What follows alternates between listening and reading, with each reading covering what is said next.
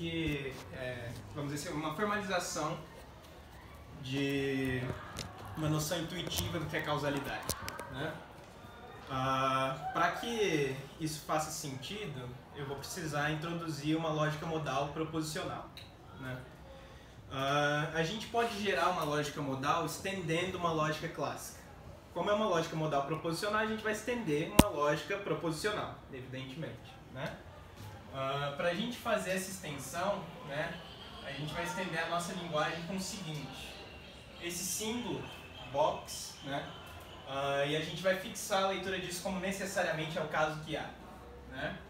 E a gente vai estender com esse símbolozinho aqui, que é a implicação contrafactual, e a gente vai fixar a leitura disso como se fosse o caso que A, então seria o caso que B, né? Mas falar isso não é o suficiente, né? Simplesmente falar que a leitura disso é o que a gente quer capturar não dá semântica, né? Para a gente prover isso de uma semântica razoável, a gente vai precisar da noção de mundo possível, né?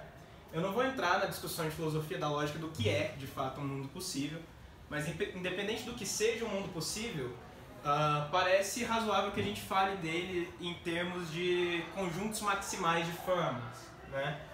O que é um conjunto maximal? Suponha que delta é um conjunto de forma, né? Então, se A não pertence a delta, isso quer dizer que delta união com A é inconsistente, né? Então, eu vou colocar aqui implica bottom, para abreviar, né? O que isso quer dizer então? Que a gente vai imaginar que o mundo possível é uma forma total de como as coisas poderiam ter sido. O que isso quer dizer? A gente pode imaginar que mesmo que o mundo não seja um conjunto de sentenças, existe um conjunto de sentenças verdadeiras que descreve o mundo, né? Então essa é a noção por trás do mundo possível, né? Então a gente vai introduzir uma família de funções, que eu vou chamar de ômega, né? Que vão ser nossas funções de interpretação. A gente sabe que uma interpretação para a lógica proposicional é uma atribuição de valor de verdade para as variáveis proposicionais, né? Como é que é a regra dessa função? A gente tem várias. A gente tem a função conjunção, função negação e assim por diante, né? Mas todas essas funções na lógica proposicional clássica, elas tinham um certo tipo, né? Elas pegavam uma fórmula, né, e associavam a um valor de verdade. A gente vai interpretar aqui, vai nomear esse valor de verdade. Esse valor de verdade eu vou chamar de 0 e 1, falso e verdadeiro, por convenção, né? Mas agora a gente não fala simplesmente da verdade de uma fórmula, né? Suponha que A é uma fórmula arbitrária qualquer. Nossa família de funções vai pegar o produto cartesiano de uma fórmula com 1 e associar um subconjunto próprio do conjunto 0 e 1, tal que a gente falou, que 0 é interpretado como falso, 1 como verdadeiro, né? O que isso quer dizer então? Que agora a gente não fala que uma fórmula A é verdadeira. A gente fala que uma fórmula A é verdadeira em um mundo, né?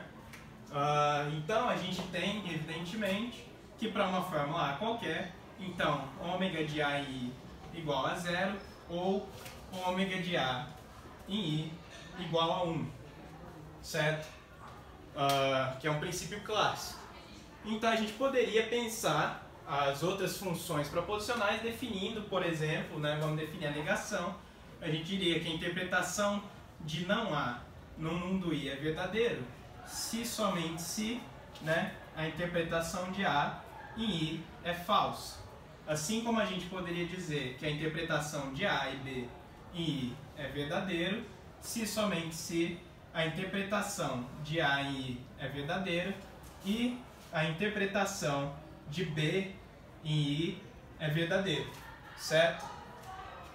Mas isso também não é o suficiente para dar semântica para os nossos operadores.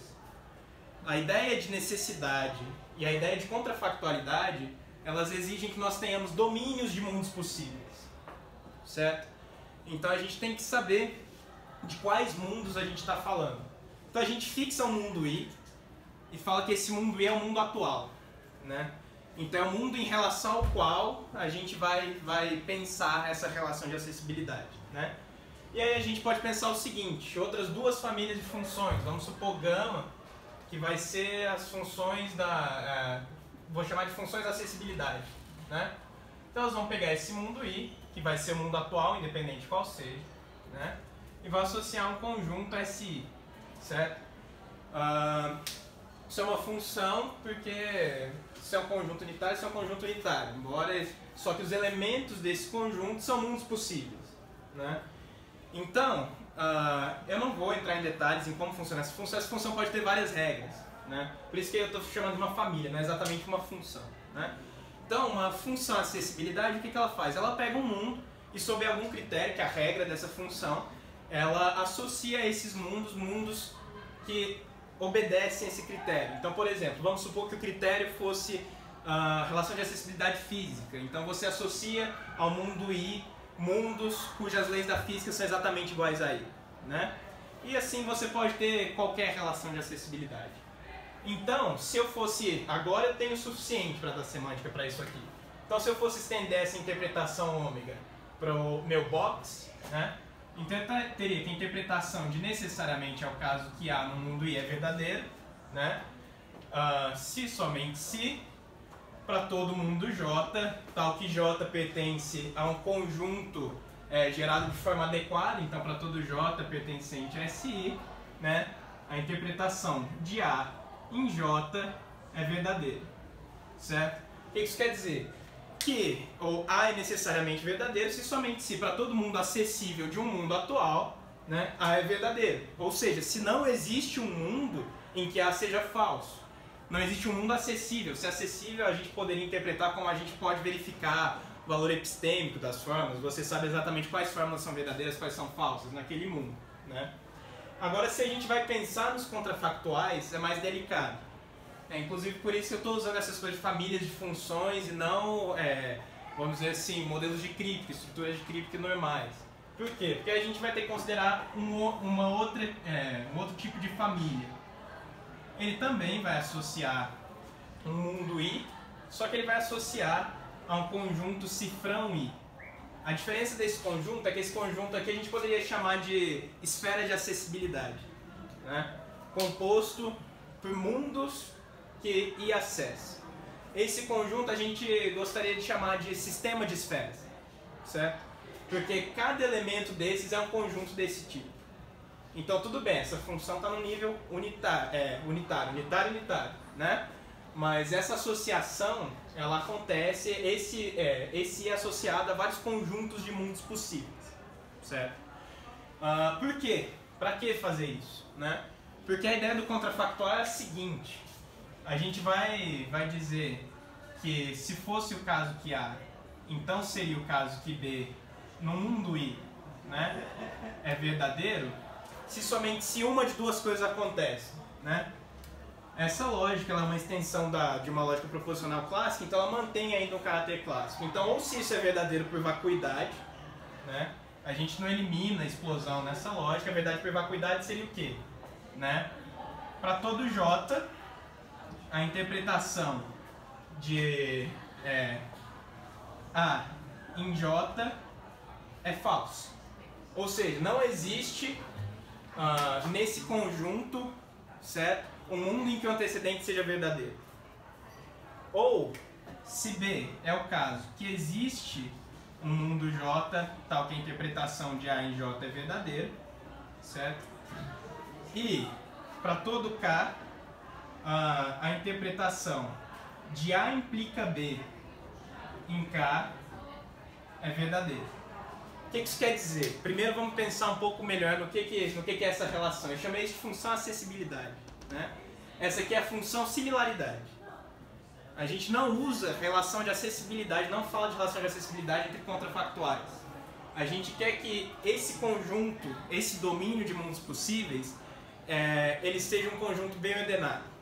Bem ordenado quer dizer que qualquer subconjunto não vazio que você pega dessa coisa, se você compara dois elementos, você consegue saber qual é o menor, né? E a gente quer que essa boa ordem seja feita de maneira tal que o menor elemento seja o mundo mais parecido com I, certo? Então, nesse conjunto a gente consegue saber quais são os mundos mais parecidos com I sob algum critério também. Não estou entrando em detalhes de como a gente faz cada função dessa família, né? Então, o que acontece? No primeiro caso, verdade por vacuidade, quer dizer que em todos os mundos similares a I, até uma certa medida que a gente estabeleceu, não existe um mundo em que o antecedente é verdadeiro. Então é válido por vacuidade. Agora, no caso interessante, a gente está falando que tem um mundo, nesse conjunto de mundos que são parecidos com I, que satisfaz o antecedente, certo? Mas a gente fala que todos os mundos satisfazem a implicação. Só que o que acontece? Como essa implicação é clássica, isso quer dizer que no mundo em que o antecedente é verdadeiro, o consequente é verdadeiro. Nos outros mundos, como o antecedente não é verdadeiro, né? Então a implicação é automaticamente verdadeira. Por isso que tem essa regra, né? Essa segunda parte aqui, né, ela justifica que, então, que nesse mundo em que é verdadeiro, todos os outros mundos vale por explosão, vale por qualquer coisa, né? Ou vale porque o consequente é verdadeiro, não interessa, certo? Então a gente pode dar uma noção mais intuitiva dessas condições de verdade, falando que um contrafactual vale se somente se, vamos dizer assim, é um salto menor da realidade, que o antecedente seja verdadeiro e o consequente verdadeiro, do que o antecedente seja verdadeiro e o consequente falso, que é o que falseia essa implicação, certo? Então essa é a ideia por trás dos nossos contrafactuais, essa é a semântica, né? Mas eu não estou aqui para falar sobre contrafactuais, quero falar de causalidade, né? Por que a gente está introduzindo isso? Porque a gente vai introduzir uma relação que eu vou chamar de dependência contrafactual, né? A princípio, a gente vai estabelecer essa relação de dependência contrafactual entre conjuntos, certo? Entre conjuntos de fórmulas, no geral. Então, a gente vai supor dois conjuntos. Eu vou supor um conjunto P, certo? Esse conjunto P pode ter uma quantidade de n qualquer de elementos, desde que seja um conjunto enumerável, certo? Então você vai ter P1 até Pn.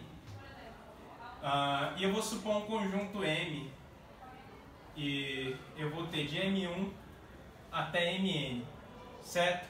Tem duas restrições sobre esses conjuntos. A primeira é de que eles são eventos não copossíveis. Isso quer dizer que se P1 é o caso, P2 não pode ser o caso ao mesmo tempo que P1. E a mesma coisa para N, certo? Minha segunda restrição sobre esse conjunto é o seguinte, que a cardinalidade de P seja igual à cardinalidade de N. Ou seja, esses conjuntos têm o mesmo tamanho, certo?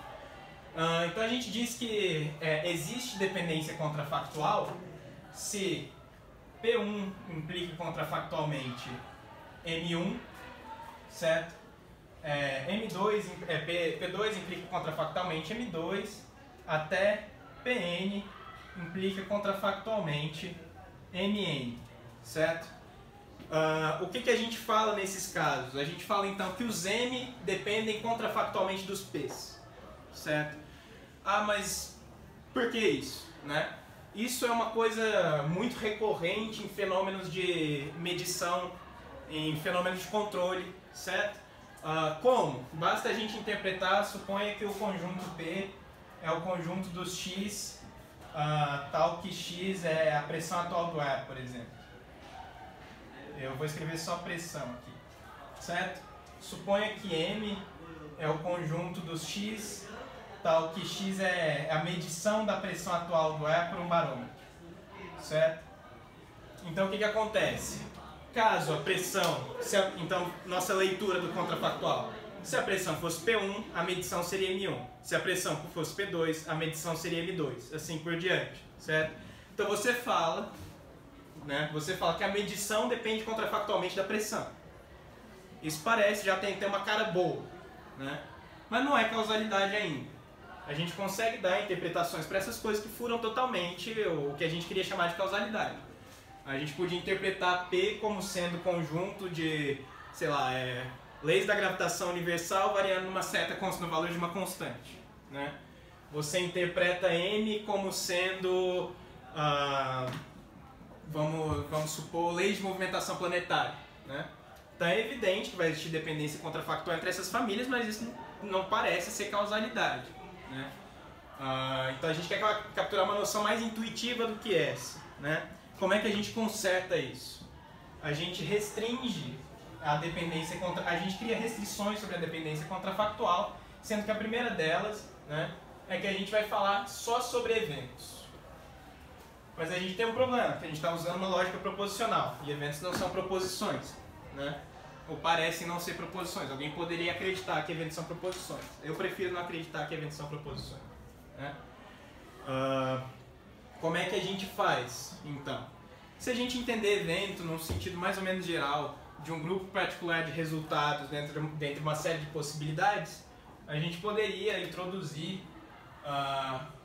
um O aqui, que eu vou ler como ocorre, certo?